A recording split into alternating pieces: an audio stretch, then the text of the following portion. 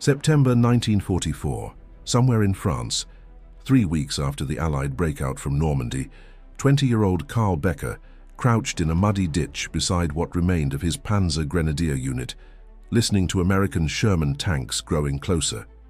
Around him, 11 other soldiers, most of them teenagers, waited with the hollow-eyed exhaustion of men who'd been retreating for 3 straight weeks.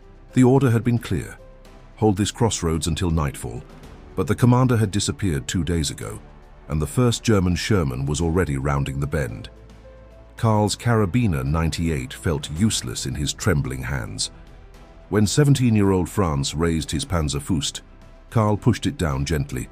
Even if you hit it, there are 3 more behind. They'll kill all of us. Karl stood slowly, hands above his head, rifle dangling from its strap. The others followed. American soldiers approached with weapons raised but not firing. A sergeant with tired eyes walked up, took Karl's rifle, and pulled a chocolate bar from his pocket. Karl stared at it like a hallucination. He hadn't seen real chocolate in 2 years. The sergeant pushed it into his hand with an expression that might have been pity or simple human decency. Processing happened quickly. They were loaded onto trucks with hundreds of other prisoners, driven to collection points, fed American K rations, and asked 3 words over and over: name, rank, serial number. 3 days later, Karl was on a Liberty ship bound for England. The 4-day voyage brought whispered conversations about what awaited them. German propaganda promised brutal British prison camps, starvation, execution, but the food on the ship was adequate. The guards weren't cruel. Reality and propaganda were diverging in ways that made Karl question everything he'd been taught. Southampton's docks appeared through October fog. Karl shuffled down the gangplank, legs unsteady, squinting at a city that had been bombed, but was still functioning. People moved with purpose. Shops were open. Buses ran on schedule. This wasn't the devastated wasteland German propaganda had described. Trucks took them north through English countryside that looked like storybook illustrations. Thatched cottages, stone churches, fields where British women drove tractors. Every kilometer reinforced the same uncomfortable truth. Germany wasn't winning this war. Germany might never have been winning. Camp 187 sat outside Ashwell, Hertfordshire. Wooden huts, barbed wire, watchtowers, but also electric lights, running water, proper latrines. Major Thompson, the commandant, addressed them in careful German during their first assembly. You are prisoners of war under Geneva Convention protection. You will be fed the same rations as British soldiers. You will be given work assignments. You will not be mistreated if you attempt escape. You will be recaptured and punished, but not shot unless you pose immediate threat. Karl listened with skepticism, born from 4 years of broken promises. But that evening, the mess hall served stew with actual meat, real bread, boiled potatoes, tea with milk and sugar. Karl stared at portions that would have fed 3 soldiers in his old unit. Around him, men ate in stunned silence. "They're fattening us for something," muttered Schmidt, a veteran from the Eastern Front. "This can't continue." But it did continue. Every day, 3 times daily, impossible amounts of food appeared. Karl began to understand that chocolate bar differently. This wasn't desperation trying to maintain appearances. This was normal for the Allies.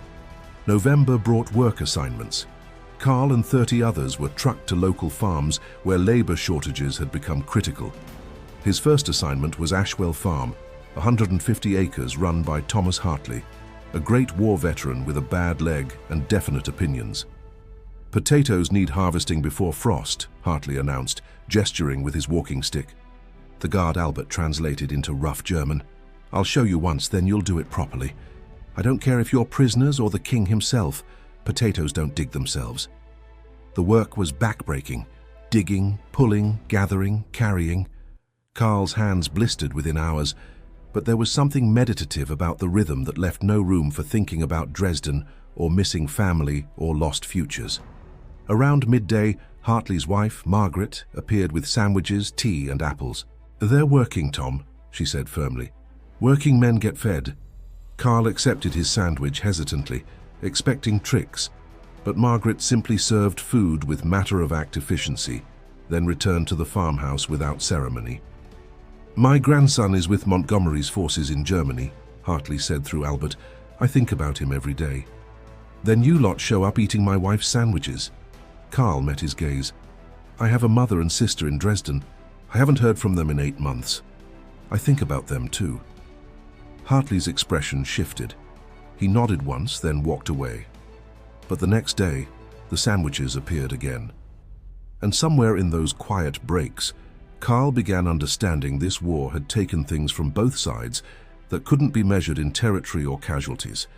December brought routine that would define 2 years, work 6 days weekly, different tasks following agricultural seasons. Evenings in the camp's education program, English classes taught by Miss Elizabeth Peaton, a village school teacher whose patience seemed infinite.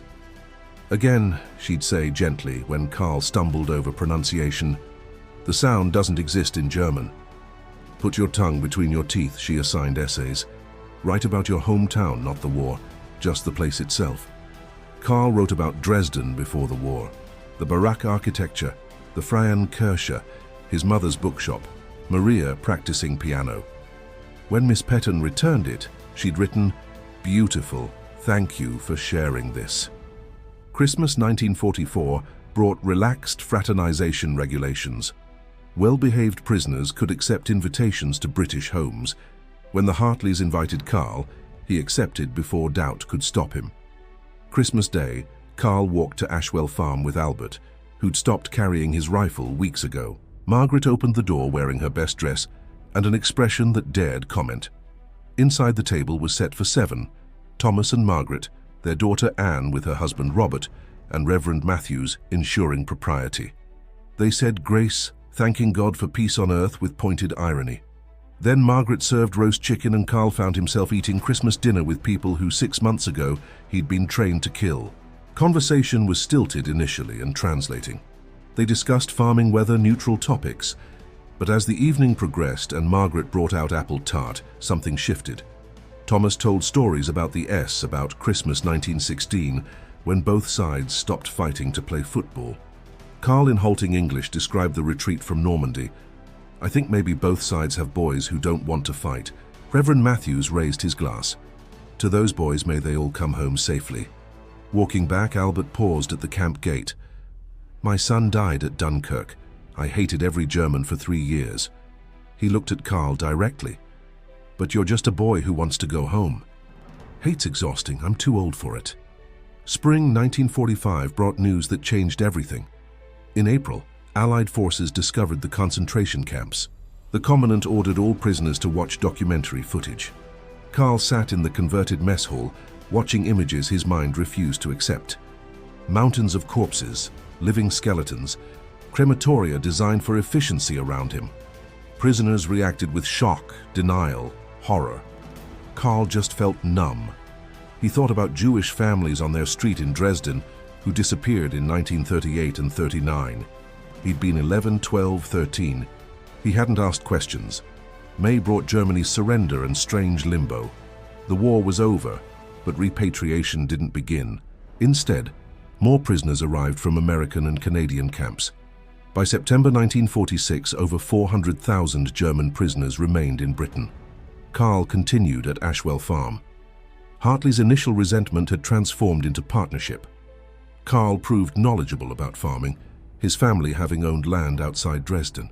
Hartley began asking his opinion, translated through Anne or Karl's improving English. By late 46, regulations had evolved. Christmas privileges became permanent. Prisoners could visit homes, attend church, play football against local teams. Karl attended Methodist services with the Hartleys most Sundays, following along in a hymnal Anne had given him. Letters from home grew less frequent and more disturbing. His mother's October 46 letter came through Red Cross channels. She was alive, living in their bombed building cellar, surviving on Soviet rations. Maria was still missing, presumed dead in the February 45 bombing. Dresden was now Soviet-occupied. Former Wehrmacht soldiers who returned were arrested and sent to Siberian labor camps. "Don't come back," she wrote. "You're safer where you are. The Soviets are looking for young men, especially former soldiers. Stay in England if they let you. Build a life there, don't destroy your future for a past that doesn't exist." Karl read that letter 50 times, searching for hidden meaning that would make the choice easier. but there was none. His mother was telling him not to come home. September 46th brought the announcement. Repatriation would begin. 15,000 men monthly would return to Germany. The British government, desperate for agricultural labour, announced a program allowing prisoners to discharge voluntarily and remain as civilian workers. About 30,000 would apply. Only 25,000 would be accepted. "I'm applying," Schmidt announced. "My home is Soviet territory now. My family is gone. So I have nothing to return to except accusations." Karl said nothing, but lay awake thinking about impossible choices. The next morning, Hartley called Karl to his office. Margaret sat by the window with her knitting. "You're a good worker, Karl," Hartley said. "Better than good. If you apply to stay, I'll sponsor you. Guaranteed employment. Housing in the cottage by the East Field. Fair wages. You'd work for me as an employee, not a prisoner." Margaret set down her knitting. "We know you have family in Germany. We're not asking you to forget them, but your mother sounds wise. She wants you alive and safe." "You would trust me?" Karl asked after everything. Hartley laughed. "Son, you've worked my farm 2 years. I trust you more than half my British farmhands before the war. I need a good farmer. You need a safe place. Seems straightforward." Karl wrote to his mother that evening explaining the offer, asking if she could forgive him for not coming home. 3 weeks later, her reply arrived on paper so thin he could see through it. "You ask if I can forgive you for staying. I ask if you can forgive me for being relieved. The Soviets arrested 3 young men from our building last month. They were sent east. Every night I thank God you're in England. Stay there. Build a life. That is what a mother wants. Live, Karl. That is all I want." June 1947, Karl signed discharge papers in Thompson's office, transforming from prisoner to civilian resident. He moved into the cottage a week later. 2 rooms, a kitchen, a fireplace needing work, but his. Not a shared bunk, but private housing with a door that locked from inside. "You'll need furniture," Hartley observed. "Can't have my farm manager living like a monk." "Farm manager? What did you think? You know farming better than my last 3 managers. Job's yours. $15 weekly." The first year passed in hard work and gradual integration. Karl managed Ashwell Farms operations, his English improving to fluency. He opened a bank account, bought furniture, learned to cook British food. Some villagers remained hostile. Mrs. Peterson refused to serve him for 6 months. Others judged him by his work rather than nationality. 1949 brought changes that defined Karl's future.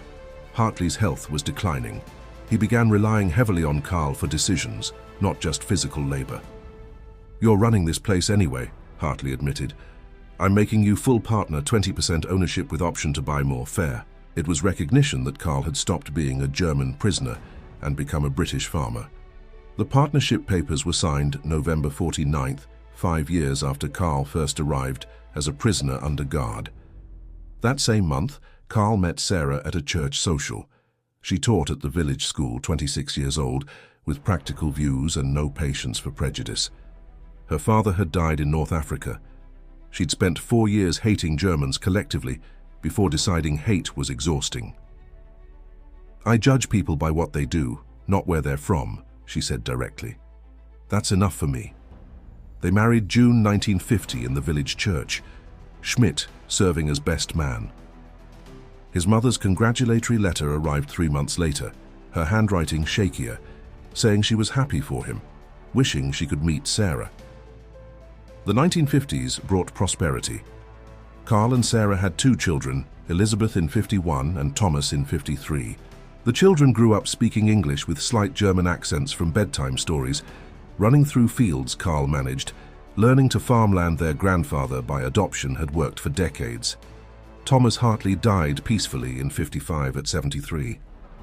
Karl delivered the eulogy, remembering a man who'd chosen to see a person rather than an enemy. Margaret lived another decade before dying in 65, leaving her farm share to Karl with a letter saying simply, "You earned this." Karl's mother died in 67 in Dresden, still in the Soviet zone. The letter arrived months after her funeral. She'd lived to 71, outlasting expectations. Her final note said, "I never saw you again after 43, but I read every letter about your new life. I'm so proud of who you became. Not a soldier following orders, but a farmer building something good. You chose life over loyalty to ruins. That took courage. Be happy.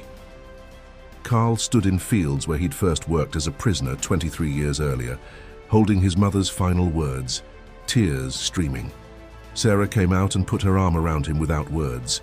That evening, Karl told his children about Dresden, as it had been about their grandmother's bookshop about Aunt Maria, who'd played piano and disappeared about being captured, meeting the Hartleys about their grandmother, his letters telling him to stay about choosing to build a new life instead of returning to ruins.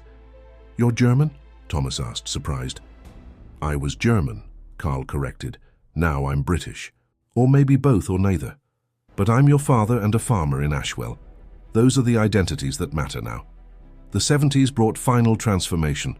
Britain invited German veterans to apply for citizenship under relaxed naturalization requirements. Karl applied in 73, receiving papers 6 months later. He took the oath of allegiance with other former soldiers, all now elderly men who'd spent longer in Britain than in the Wehrmacht. Schmidt attended the ceremony. "We've had stranger journeys," he observed. "I came expecting to die in a prison camp. Instead, I'm a British citizen with grandchildren and no desire to return to Germany." Karl raised his glass to unexpected lives, to surviving long enough to live them. By 1980, Ashwell Farm had been under Karl's management 30-plus years. He was 60, still strong, but increasingly relying on hired workers. His son Thomas had studied agriculture and now worked alongside him learning the operation. When journalists came writing human interest stories about former prisoners who'd stayed, Karl gave reluctant interviews. He spoke about the Hartleys' kindness, about choosing to build rather than nurse grievances, but he never pretended it was easy. "I left my mother alone in Soviet-occupied Germany," he told one journalist in '85. "She told me to do it, but I still left her. She died alone because I chose safety over duty. I've lived with that 40 years. Would I make the same choice again? Yes. Does that make it easier? No. Some choices don't have good options, only less bad ones. You don't stop being German just because you become British. You just add British to what you were before." 1990 brought German reunification. Karl, at 70, watched the Berlin Wall fall on television. He felt complicated emotions watching celebrations in a country that hadn't been home for 45 years, but would always be where he came from. Sarah found him crying that evening. "Are you all right?" "My mother spent 21 years behind the Iron Curtain so I could have a safe life," Karl said. "She never saw her grandchildren. Never met you. And now the wall's gone, and she's been dead 23 years, and I can't tell her she was right that staying was worth it." "She knew," Sarah said, taking his hand. "Your letters told her." "I hope so." Karl Becker died in 2003 at 79 peacefully at Ashwell Farm, surrounded by children and grandchildren. At his funeral, his son Thomas spoke about a man who'd arrived as a prisoner and became the village's most respected farmer. "My father told me once that some choices don't have good options, only less bad ones. He chose to stay instead of returning to post-war Germany. He left his mother alone to do it. He carried that choice his entire life. He taught me you can honor the past without being trapped by it, that you can build something new without betraying what came before. Not just a successful farm, but proof that enemies can become neighbors, that prisoners can become partners, that worst circumstances can lead to unexpected grace." They buried him in the village churchyard beside Thomas and Margaret Hartley under a stone reading Karl Becker, 1924 to 2003. Farmer, husband, father, friend. The story of German prisoners who refused to leave Britain wasn't really about refusal. It was about choice made possible by humane treatment, by economic opportunity, by personal relationships transcending nationality. 25,000 men made variations of Karl's choice. 25,000 stories of prisoners who became citizens, of enemies who became neighbors. Karl's story wasn't unique, but it was his. A life starting in Dresden, passing through French ditches and British prison camps and Hertfordshire fields, ending peacefully in a country that had been enemy territory, but became home. That journey, repeated 25,000 times across post-war Britain, represented something more powerful than military victory. It represented the stubborn human capacity to choose grace over grievance, to build future instead of dwelling in past, to plant crops in former enemy soil and call it boom.